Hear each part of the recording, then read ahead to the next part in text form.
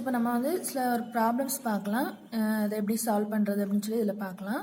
The price of sugar is increased by 20%.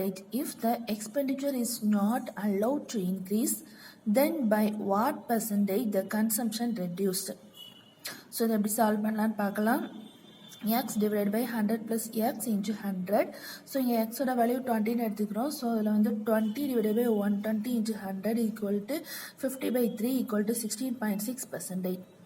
So இந்த example நம்ம பார்த்தோம் அப்படின்னா கிலோகிராம் ரெடியூஸ் ஆகுது அண்ட் அதோட ருப்பீஸும் ரெடியூஸ் ஆகுது. ஸோ இப்போ 10 kg ஒரு ப்ராடக்டோட ப்ரைஸ் வந்து 10 rupees அப்படின்னா அதே ப்ராடக்ட் வந்து ஒரு 5 kgs நம்ம எடுக்கிறோம் அப்படின்னு சொன்னோம்னா அதோட ரேட் வந்து ரெடியூஸ் ஆகும் நமக்கு. ஸோ இதில் நம்ம கற்றுக்கிற நோட்ஸ் என்ன அப்படின்னு சொல்லி பார்த்தோம் அப்படின்னா if increase is given and asked to find the decrease, x divided by 100 plus x into 100.